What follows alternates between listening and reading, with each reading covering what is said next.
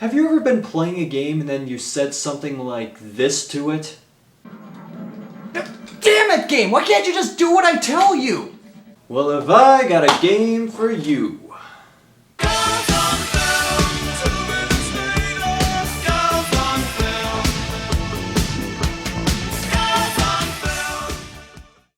Have I mentioned how being a survival horror fan can be weird at times?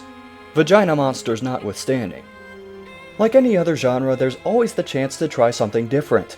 Even though the genre is primarily identified with the atypical zombie titles, some of my favorite survival horror games involve taking pictures of ghosts in a Japanese manner, trying not to freeze to death aboard a Soviet icebreaker, and constantly running and hiding from a serial killer. There's a bit of a caveat to the genre though. Whether a survival horror game fails or succeeds with its design or execution, a lot of them tend to have one thing in common. Questionable voice acting. I nearly got myself killed. I'm really scared. Please do something. It's the control for the shutter! Mulder, it's me. What happened? I was hit. The way you were yelling and drawing attention, we had to. You're lucky we didn't shoot first. Mike, no!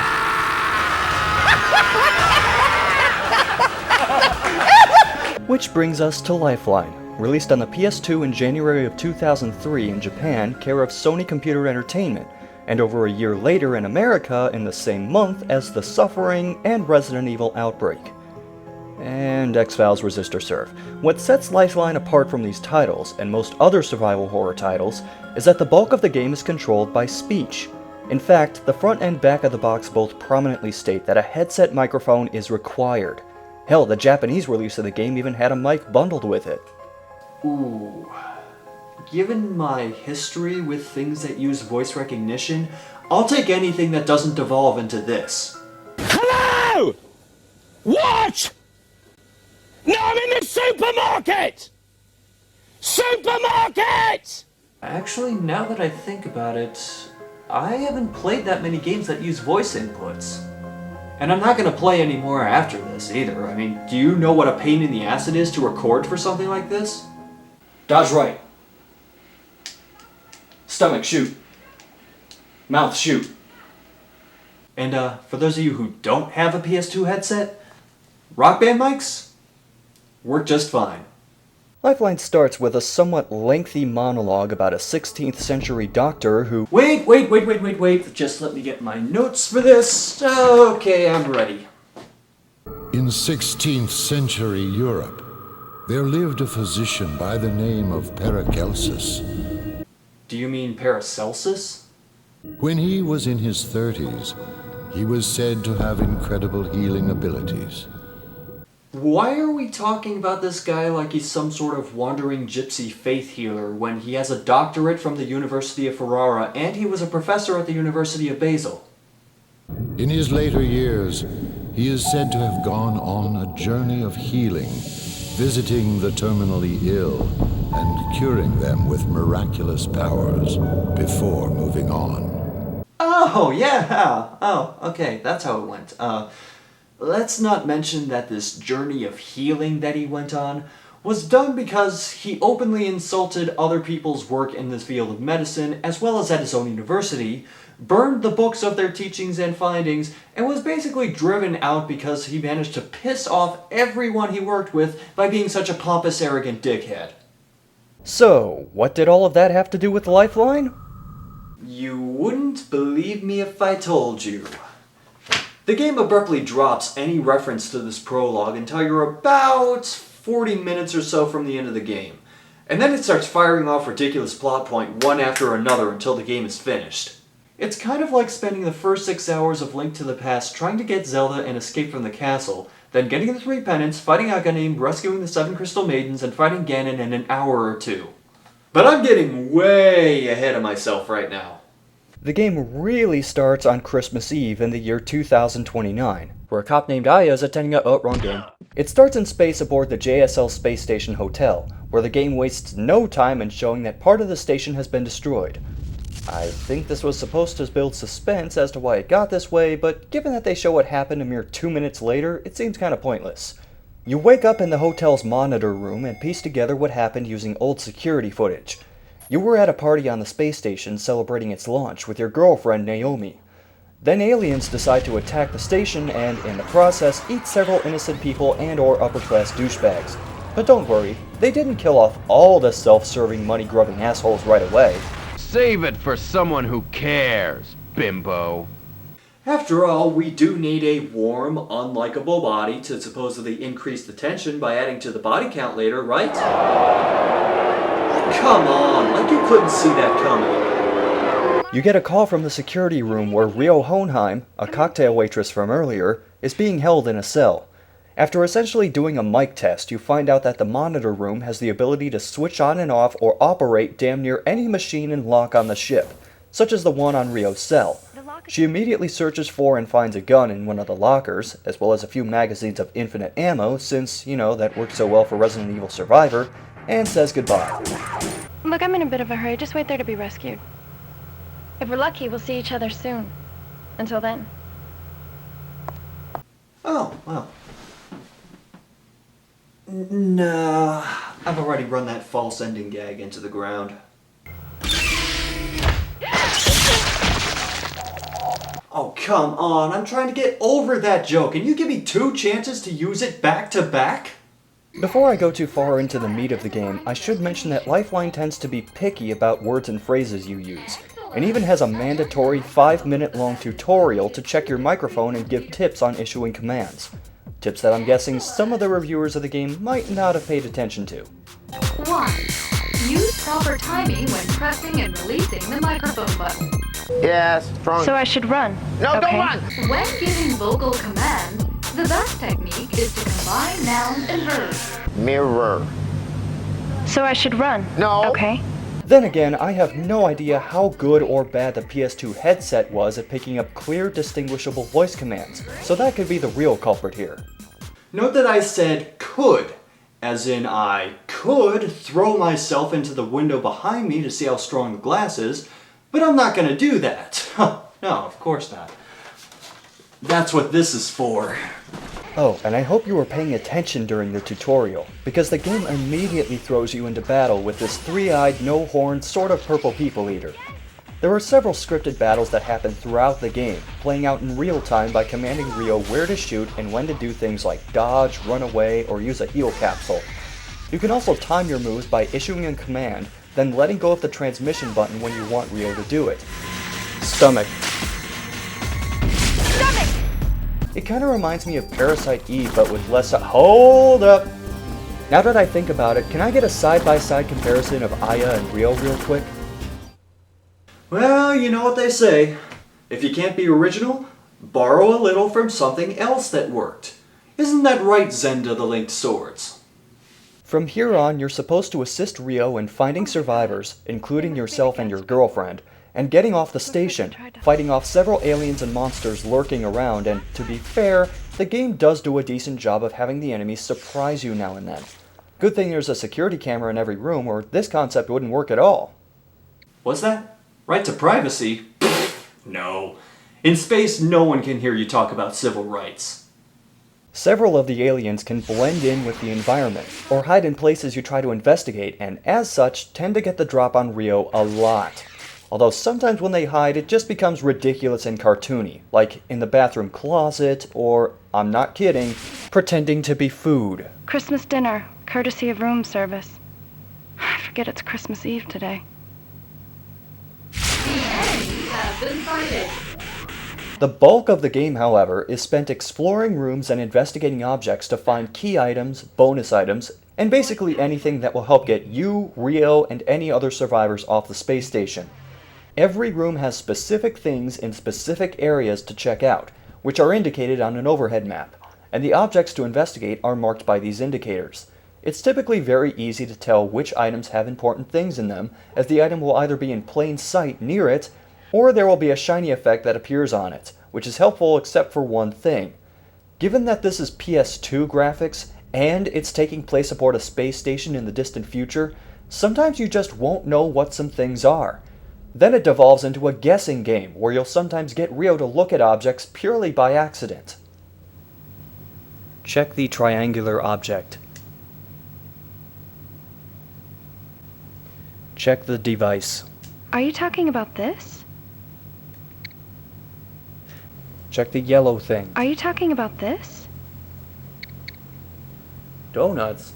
In addition to the usual movement and inspection commands, there's consultation, which you can use to find out details about people and events on the ship, and other voice cues you can find over the course of the game, either on objects or on scraps of paper in or around random objects. There's something written in the corner. Strafe, it says. Some of them are useful, such as the low kick or strafe commands, which cause Rio to make an enemy back off or spray all of an enemy's visible parts with bullets. Some are useful but a pain in the ass to do, such as the She Sells command, which opens a tongue twister minigame where if you repeat the tongue twisters Rio says well enough, she'll regain some health, allowing the player to stockpile heal capsules for purely in-combat situations. I saw Esau kissing Kate. Kate saw I saw Esau. Esau saw that I saw Kate, and Kate saw I saw Esau. Good. Wow, you did it. Thanks. I really needed that. Although the weird voice recognition lets you flub your way through most of them. A big black bug bit a big blue bug, and the big bug bit black blood. Not bad. And at one point you can tell even the person voicing Rio is struggling with some of these. If Peter Piper picked a peck of pickled peppers, how many peppers did Peter Piper pick? Then there are the useless novelty commands, which are the most commonly found ones. Far be it from me to accuse anyone of designing Rio with fan service as a focus, but when one of the unlockable phrases is sexy pose, sexy pose. What, like this? I lose a little faith in you. There are also some commands which there are no indication for, which are also there for novelty and little else. Random phrases like bark like a dog trigger a response. Come on, bark like a dog. Little dog? Arf! Arf! Or big dog? Hoof! Hoof! And apparently they had a specific audience in mind for this game, as all of the following phrases work too. What's your sign? Go pee. Take off your clothes. Take a shower. Go to the sink and take a shower. Go to the sink, take a shower. And I think someone knew that people would get mad at this game very easily, because the following phrases also get a specific response. This game sucks. You gotta be patient and you have to think. Fuck you. Don't give me that attitude. I hate you. Well, I'm sorry you feel that way. What? Okay, let's try something else. I love you. Can you at least try to be serious? What? Let me just try and wrap my head around this, Sony. Not only did you include responses for sexy pose, take off your clothes, and I love you, but you also programmed in responses for fuck you, I hate you, kill yourself, and I hate this game. Now, what does it say about your confidence in your product that you'll have responses for that, but not for things like, I like this game? I think you may have some deep-rooted self-esteem issues that might be worth exploring, so if you could just take my card and maybe we could set up an appointment and discuss this a little further. Before I forget to come back to it, who did voice Rio? She sounds kind of familiar. So, what's your story? Are you trapped inside that monitor room? So we share the same dilemma. Okay, now I'm too curious. What are some of the other things she's been in? First, there's something That's not a Palm Pilot, Princess. That's a Game Boy. Oh, wait, then what's this? That's a cheeseburger. Oh god. You mean the person voicing the dumb blonde in this game played an even dumber blonde in something else? Well, surely she's had more dignified roles than that in her career, right? Terrorize this. Yes! Yes! Okay, let's not get ahead of ourselves. Someone has to find a way to make a mod of this game where Rio acknowledges everything you say by adding fuck yeah to the end of it.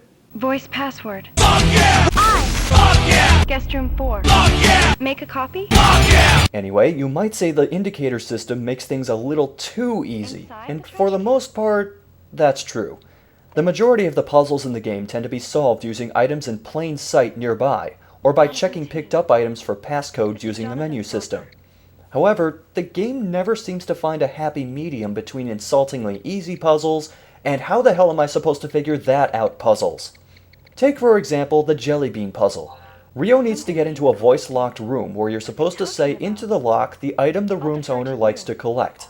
The hint is that it's food, and there's not only a huge jar of fruit candy spilled on the table downstairs, but several boxes of it in the storage area nearby. And by the way, how the hell can this guy afford to buy and store 20 cases of candy? Anyway, fruit candy is not the answer to the puzzle. What you're supposed to do is have Rio eat the candy on the table to figure out what flavors they are. Keep in mind that to this point, every time you tell Rio to eat or drink something, she refused to do it. You trying to get me drunk? You goof. You must be joking. Not on your life. Drink the juice. I'm not thirsty. Now suddenly it's part of a game-advancing puzzle. After tasting all the flavors, you then check the boxes in the storeroom, pick out the fruit on the box that Rio didn't name off, and that's the password for the room. Strawberry candy. Okay, welcome to my room.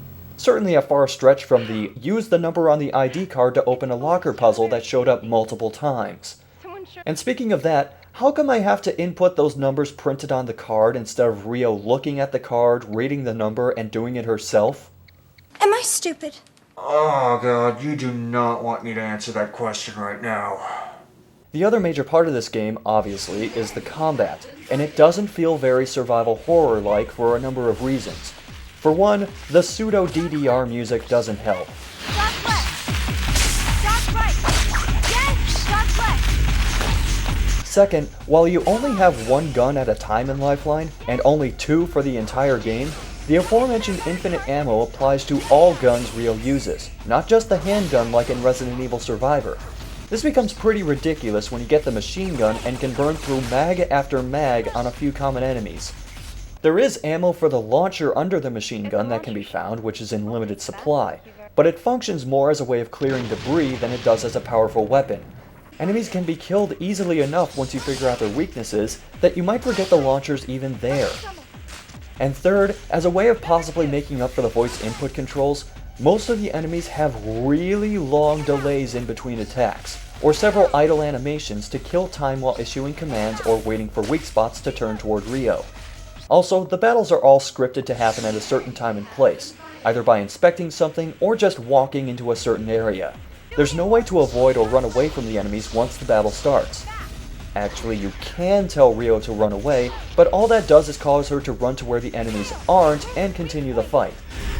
Run. Man, who would have thought that your average RPG would have better survival options than the survival horror game? Not counting the bosses or one-off encounters, there are about 8 enemies in the game. 2 of those are palette swaps of the Leech and the Caterpillar, so really there are 6. The reason I bring this up is that if you're going to have a limited enemy selection, especially reusing the same 1 or 2 for the whole game, you've got to do something to keep them interesting, like changing the attack patterns or spawning them in groups or putting them in more dangerous situations for the character. However, the attack patterns for the enemies in Lifeline don't change, and enemies almost always spawn in groups anyhow, even early in the game. Sometimes you'll fight off a group of aliens, only to have a few more appear and drag out the encounters even further. So you move to a decent space, wait for the weak points to be exposed, lather, rinse, repeat. It's not threatening so much as it is just a chore to get through. No matter how many we kill, they keep coming.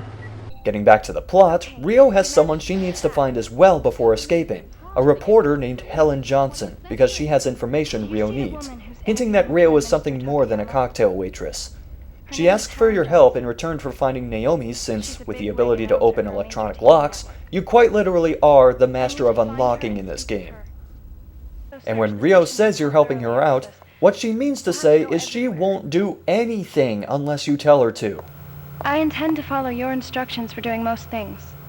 She won't investigate anything, walk anywhere, and even in battle she won't shoot anything or throw off an enemy that's sucking the life out of her unless you tell her to.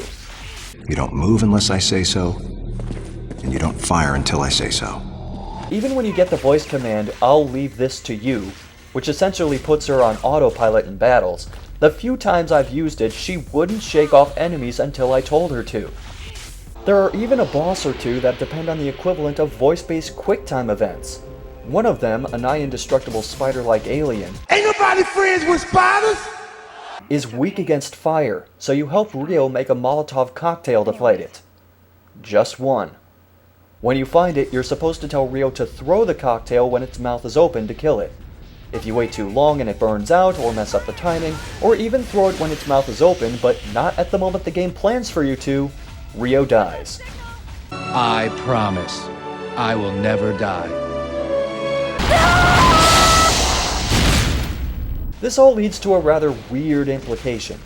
You know the old trope about the guy in the movie theater who yells at the on-screen characters in a scary movie, either to warn them when the killer is getting close or otherwise telling them what to do? Well, guess what playing this game feels like? In fact, there are several times where you're prompted to tell Rio to get up, do something at a specific time, or warn her that something just appeared behind her. Behind you. Forget it! Congratulations, Lifeline! Your design choices relegate the player to being the guy who yells at the movie for the length of the game.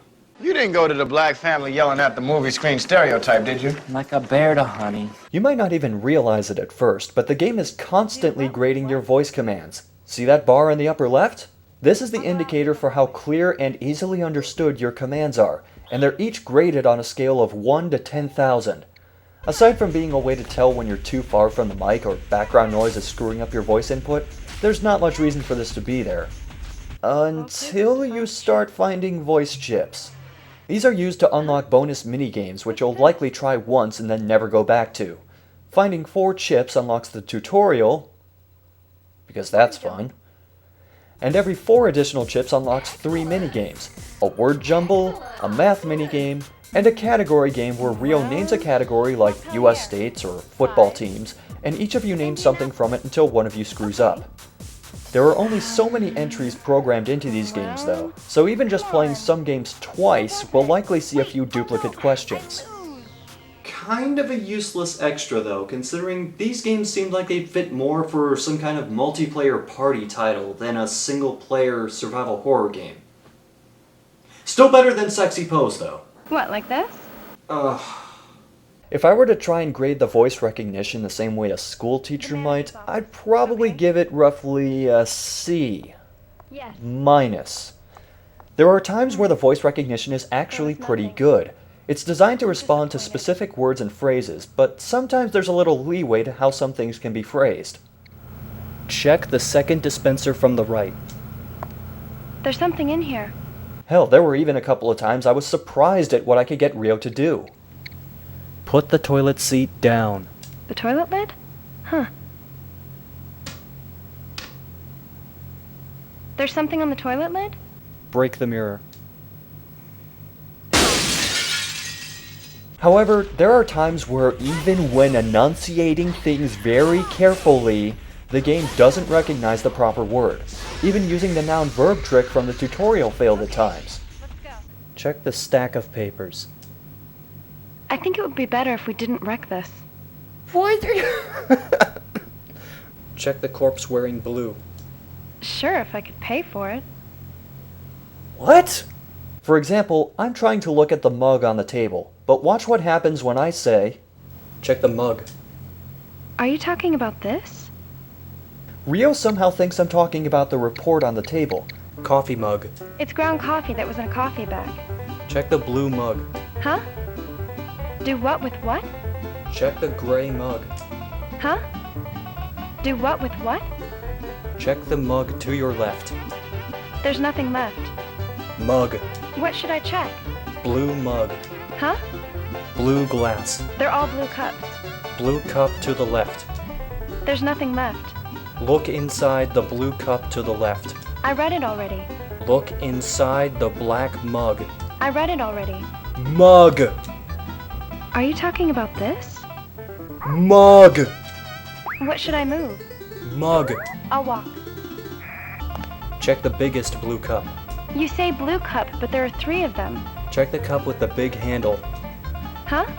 And it's only when I said, check the mug cup, that Rio finally looked at it, even though the object is clearly marked as just being a mug.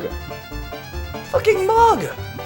This is especially bad when you're in the heat of battle and trying to bark out commands quickly. Jump. Straight. To the right. Turn right. Straight. Straight. The bigger problem with the voice inputs isn't the accuracy though, it's the implementation. Remember the beginning of the game where you need to say what your girlfriend's name is or you can't progress? Naomi. Oh, right. Naomi was her name. That happens a lot. But unlike in that case, there are several instances where you have few or no hints what to do and simply need to guess what you're supposed to tell Rio, and you can't progress unless you either get the right phrase or word, or name a certain amount of correct phrases or words. In other words, the game devolves from being a survival horror game in space to Family fucking Feud. What do you associate with an infirmary? Can you name the sorts of things that you'd find in an infirmary?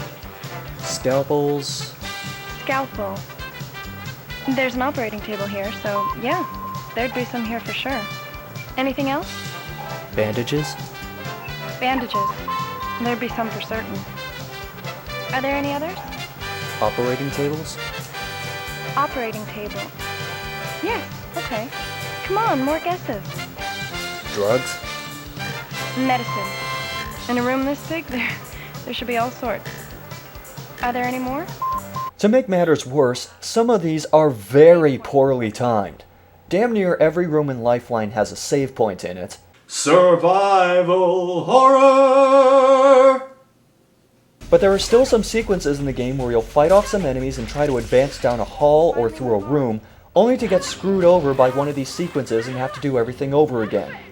Still, that's not quite as ridiculous as having to say the right words of encouragement to Rio because she's too scared to go into a haunted bathroom. I couldn't make this up if I tried. I didn't imagine it. I'm sure I heard it. The rumors were true? No. I can't, operator. I can't go any further here.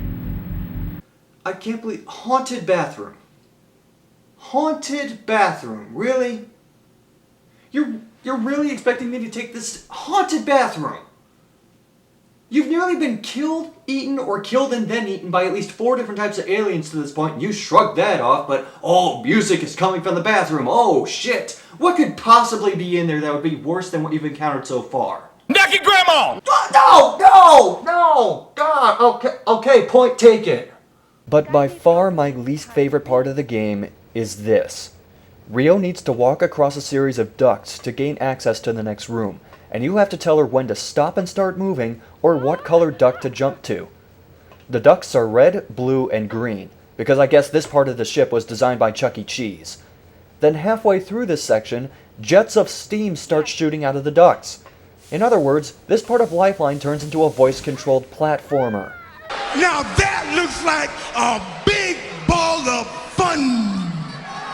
Keep in mind that every time you fall, Rio loses a little health. So if you keep getting it wrong, you'll waste even more time playing the tongue twister game to get her health back up. Not even getting the equivalent of a checkpoint at the halfway point makes this section tolerable. And how well do you think that worked out? Actually, let's try something with this. You've seen how well the voice recognition works to this point, and you've also seen how slow Rio moves through this section. Try to guess how many times I had to play this before I finally made it all the way across.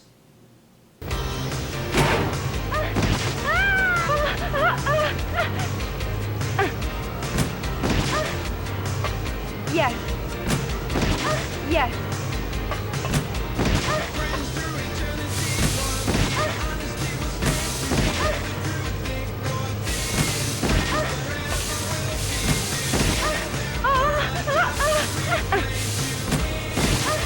Green.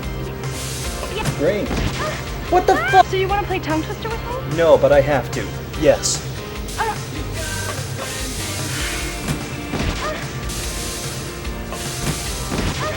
Green.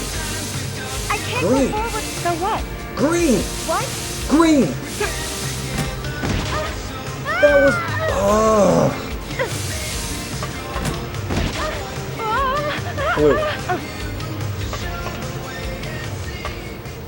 Ow! Your instructions are lousy. Fuck you! Oh, ouch! But for as aggravating as that section was, it's not the thing I'll remember the most about Lifeline. It's the plot. The setup was really straightforward, but in the final sections of the game, it quickly takes a nosedive into insanity.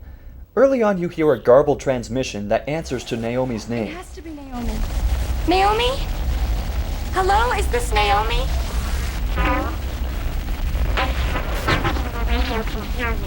Naomi! My name is Naomi. I knew it. Oh my god, it is Naomi. And it sounds like she's being voiced by Zeal from House of the Dead 2.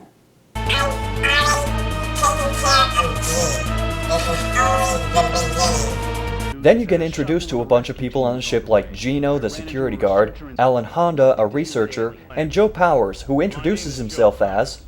I'm the research supervisor of the testing ward. Why the hell is there a testing ward in a space station hotel? And of course, Rio doesn't question that at all. Then again, why would she? I mean, it's the future, right? Hotels just have those in the future. It's part of their list of amenities, you know, swimming pool, free Wi-Fi, room service, wake-up calls, testing wards. Makes sense to me. Then we proceed to not see most of these people again until near the end of the game. In the meantime, Rio heads to the receiving port upon hearing a rescue team will meet the survivors there. After meeting the Prime Minister and his group, they head to the port where they're overrun by aliens, only to be rescued by the team as they break into the room through the ceiling, accidentally killing one of the Prime Minister's men as he gets the Nickelodeon treatment by an alien and dies. Die. The captain and his amazing color-changing hat explain that they're setting up camp and no one is allowed to leave the area. Rio asks if she can wear one of the spare armor suits. I want to get changed out of these clothes. They're all sticky with sweat and slime.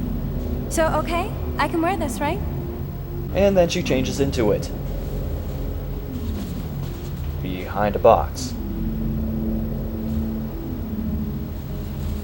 Is there really nothing else we can show during this? Okay, I get it. She's changing clothes. Can we move on, please? How many cold showers do you think the developers took while making this game? Rio steals a gun from the squad and makes her escape to look for Naomi and the reporter. But not before having an emotional breakdown after seeing, of all things, her room is a mess. My pictures! Where are all my pictures?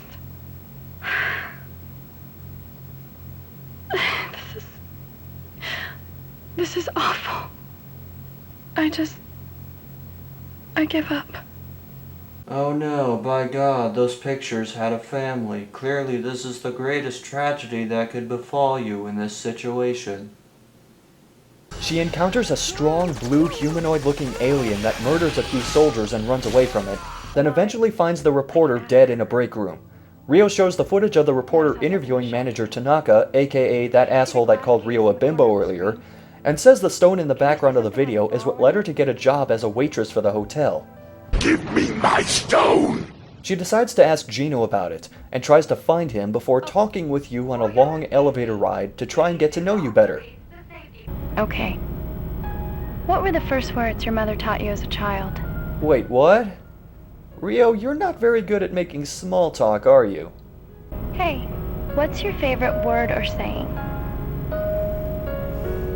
Shit or get off the pot. Loving words. That's good. Then again, neither am I. Probably thinking, I've never had a boyfriend before. Abort! Abort! We're done here! She eventually finds Gino, who tries to take her back to the receiving port, cueing another one of those I hope you get the voice command right windows where if you don't say the right thing, it's game over. Hope you remembered to save! She holds Gino at gunpoint and shows him the news footage from before, asking about the stone and where it might be. He tells her it's in the exhibit room and she knocks him out before going to manager Tanaka's office to find the key, but finds he's been turned into... this. Somehow. One boss fight later, we get the key to the exhibit room and a DVD from one of the researchers. And this, about 4 or 5 rooms from the end of the game, is where that bizarre intro about Paracelsus finally ties in. Are you familiar with the Philosopher's Stone? It is said to have been in the possession of Paracelsus. Capable of generating intense healing power, it was a stone that defied human comprehension. At long last, however, we have succeeded in reproducing the Philosopher's Stone. Our Philosopher's Stone is capable of producing effects precisely opposite to those produced by the original. Instead of healing a living thing so that it may survive, it curses the organism, which remains alive. This very stone has been spared in order that your country may carry out its plan of battle. And we believe that this is the only measure available. And there you have it, everyone. Rio got a job as a waitress on the Space Station Hotel so that she could get a magic rock that's being used as a bioweapon. The plot of Lifeline has now fully devolved into a crossover fanfiction between Resident Evil and Fullmetal Alchemist. Resident Alchemist? The stone is in the exhibit room. We have to hurry. Yeah, let's do it, Rio. Let's calmly walk out of the room. We're going after those sons of bitches who... Why are you angling away from the door? Is there something you forgot on the desk, or do you just need... Oh, okay, never mind. We're on a mission to stop those guys from... Why are you turning away from the door again? Do you need to check something in the registry? Straighten your hair in the mirror? What's going on, Rio? Operator, what should I do? Leave the room, asshole! I don't like your condescending tone. And I don't like that you're a dumbass. Now get moving! Rio gets to the exhibit room and the Philosopher's Stone isn't there. After another encounter with the blue alien thing, she realizes the rescue team isn't a rescue team, as the soldiers chase her around the station. She gets back to the receiving port just in time to see the team execute the Prime Minister, his wife, and everyone else. Except... I curse you! Killed a great man! Curse you! I'll finish her. All of you! Ah! I curse you! I curse you!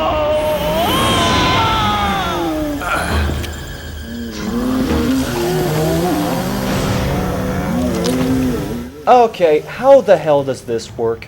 The Philosopher's Stone was supposed to revive things that are dead and then mutate them, but the Prime Minister's wife was neither dead nor exposed to the stone. And what about Tanaka? How did he end up transforming, and why did he apparently get naked before doing it? Not that what he does in his private time is any of my business.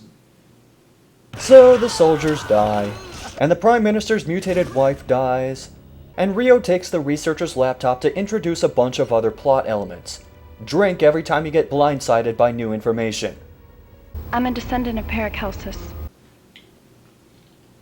It's an heirloom that my family has guarded since Paracelsus' time. Dad began studying the Philosopher's Stone with a geologist he'd hired.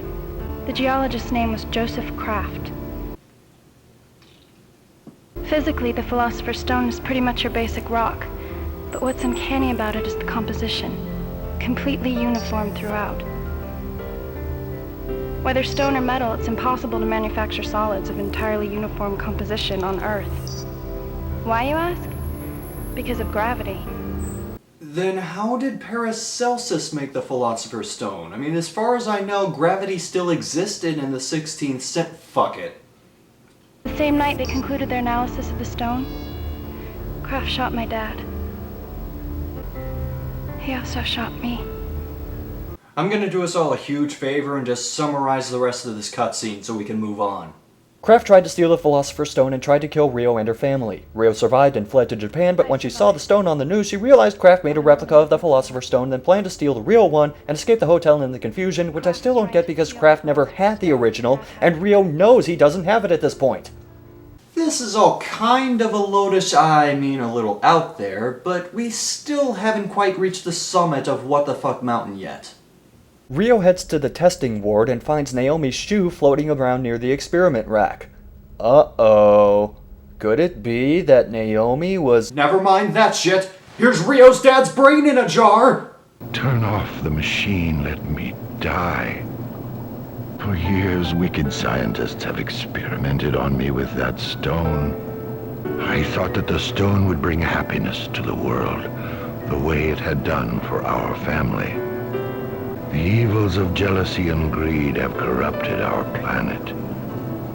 There is one last thing I wish you could do. In Japan, there is a woman named Ryo Honheim. I want you to find her and tell her her mother still lives. Tell her to find her mother. I get this is supposed to be a really emotional scene between Ryo and her dad, but it's just so ridiculous that I can't take any of this seriously. That and it makes me want to play House of the Dead Overkill again. At least the brain in that game wasn't so preachy. And so Ryo's father dies. Again. And as he does, the space station gets calibrated to fall back to Earth and slam into Japan in half an hour. But before we can do anything about it... I'm sorry.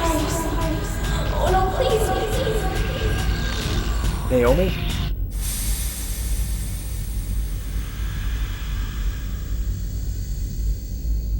It was you. Your voice. I'm glad you were safe. Naomi! That's right, the blue thing was Naomi the whole time. And then she... dies? I think? I don't know, she just kind of disappears. Yeah, whatever. Hey, whatever happened to that old guy that was wearing the lab coat that we haven't seen at all since the spider fight near the beginning of the game? Joe Powers. Hold it! Don't try anything you'll regret later. The so-called aliens are nothing more than mutated animals created by the stone.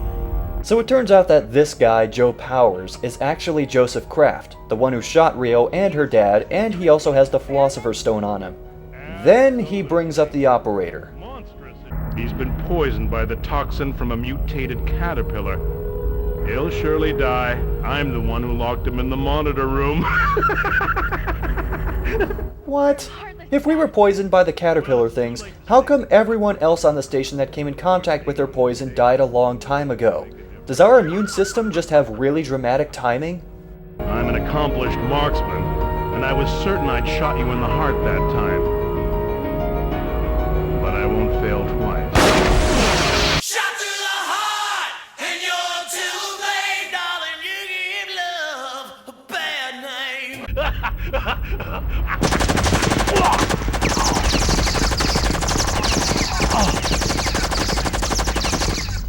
Strap in, everyone. We're in for a healthy helping of plot hole-laden bullshit. Ryo comes back to life and explains that Joseph did kill her when he shot her years ago, but her father replaced her heart with the real Philosopher's Stone and then she escaped. I'm a girl without a heart. Which doesn't fit at all with her saying earlier that she came to the station to find the real Philosopher's Stone. It's the stone that I've been trying to find. Then she says that with the Philosopher's Stone in her chest, she can keep us alive until we make it back to Earth. Hold on! We're not out of the plot convenience woods yet! As Ryo makes her way to the monitor room to get us out and escape, she finds a storage room packed to the brim with copies of the artificial Philosopher's Stone, and promptly loses her shit, shooting open most of the compartments. Now think. It's a survival horror game involving a laboratory producing dangerous materials which can mutate living beings into hideous, dangerous monsters, and you want to make sure it doesn't see the light of day. What do you do? The station should have a self-destruct system. We're passing through the survival horror stereotype anomaly! Hang on! As Ryo is about to enter the monitor room, Joseph Kraft appears again, brought back to life by the fake Philosopher's Stone. Believe me, I will save you. Okay, and you expect me to take this scene seriously, but you show that. So after getting shot, again, Joseph gets pissed and somehow absorbs all the artificial Philosopher's Stones into his body to mutate into a lumpy pile of alien flesh. What the? By your powers combined, I am... Oh, shit! Oh, this isn't right at all! Oh, god damn it, don't look at me! And as you might guess, Joseph's mutated form is the final boss. And this is actually a pretty interesting fight. Rio leads Joseph to 2 escape pods, you switch on the jet engines for them, and fry the bastard. You control the left one with the control stick, and the one Rio's in by shouting directions to her. I only wish that the other major fights in this game were like this, where the player has a more direct impact on what's going on. Left. Upper right. Upper right. Lower left. Lower left. Left. So Joseph dies, Rio comes back for you, you open the escape hatch with the power of love. No, really, it's password locked and the password is love. And you make your escape.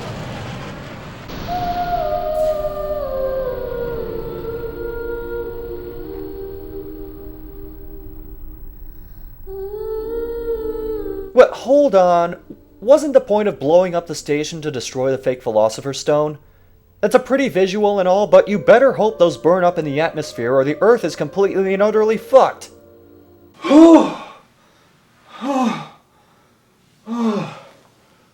We made it. Let's never do that again. I can't tell you how much I wanted to like this game. I like when developers try something new to put their own spin on a conventional style, but it has to be implemented well. While the voice controls do function, they don't do it well enough or consistently enough, and it constantly prevents the player from getting invested in what's going on. The real question I had to ask myself, though, was if this game didn't have the microphone element and it controlled like most other PS2 survival horror titles, would it be worth playing then? And I'd still have to say no. With its combination of poor pacing, tedious combat, and laughable plot twists that make me think this was actually 2 different games Frankenstein together, Lifeline is one of those games that I would only recommend if you're really that desperate to find a use for your USB mics or headsets. The voice commands in the final parts of the game aside, Lifeline is just forgettable, although this game does have the distinction of being my first ever voice actor credit. See what I did there? It says you, and you can mean me. So I starred in it. I guess I gotta add this to my resume now. Pretty much the only other thing worth mentioning about this game is that it does have the usual New Game Plus mode, where all your heal capsules, launcher shells, voice chips, and extra voice commands all carry over. It also changes Rio's outfit so that— okay, I think that's enough fan service for one day for me. You have fun, Rio, I'm gonna do some other shit. Oh wait, I have to put it into command form, hold on. I'll leave this to you.